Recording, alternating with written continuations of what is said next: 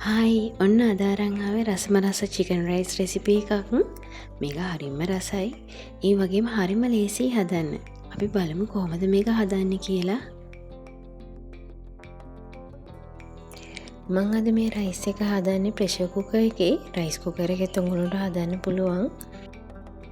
මුලින්ම මම pressure cooker එකට පොල් තෙල් ටිකක් එකතු කරලා එනසාල් කුරුඳු කරාබු නැටි රම්පේ උගුරු සුදුලුණු පේස්ට් එක ඒ වගේම සූදුරු ඇට ටිකක් මේකට එකතු කරගන්නවා. මේ ටිකක් හොඳට තෙලේ තෙම්පරාදු වෙන්න දීලා මම මේකට දැන් එකතු කරගන්නවා බීලුණු ගෙඩියක්. ඒ වගේම තක්කාලි. මේ ටිකත් මම තෙලේ පොඩ්ඩක් කවලම් කරගන්නවා.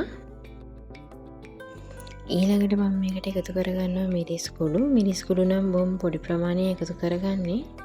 ඒ වගේම කොත්තමල්ලි කුඩු, ගරම් මසාලා, කහ කුඩු, ඊට පස්සේ මම එකතු කරගන්නවා ලුණු.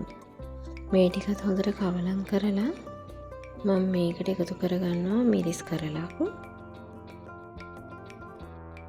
ඊළඟට මම මේකට චිකන් ටික එකතු කරලා හොඳට කවලම් කරගන්නවා.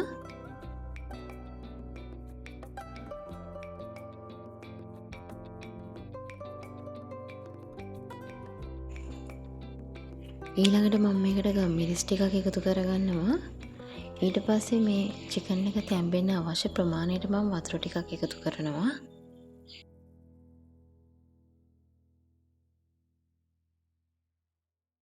වතුර එකතු කළාට පස්සේ හොඳට කවලම් කරලා මම පියනකින් වහගන්නවා චිකන් ටික තැම්බෙනකම්.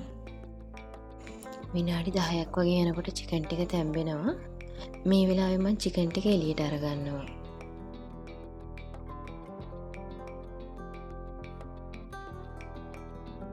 චිකන් ටික ඔක්කොම එළියට අරගත්තට පස්සේ පැය කාලක් විතර පැගෙන්න තියපු හාල් මම මේකට එකතු කරගන්නවා. හාල් එකතු කළාට පස්සේ හාල් එක තැම්බෙන්න අවශ්‍ය වතුර තියනවාද කියලා බලන්න. මදි නම් තව ටිකක් එකතු කරගන්න. මම නම් ලුණු ටිකකුත් එකතු කරගත්ත ලුණු මදි නිසා. ඊළඟට භාජනයකට මිරිස් කුඩු, කහ කුඩු, පොල් තෙල් ටිකක් එකතු කරලා මේක පේස්ට් එකක් වගේ කවලම් කරලා තම්බගත්ත චිකන් කෑලි වල මේ ටික තවර ගන්නවා.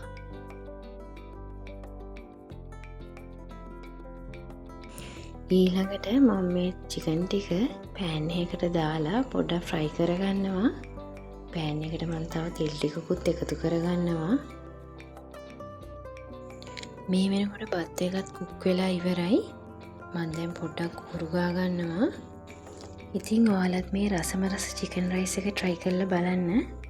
මේක බිරියානි එකක් තරම්ම රසයි. ඒ වගේම හදන්නත් හරිම ලේසියි.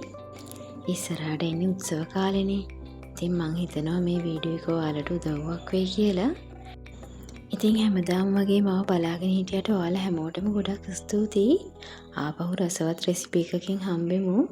ගිහින් එන්නම්. ඔයාලා හැමෝටම සුබ දවසක්.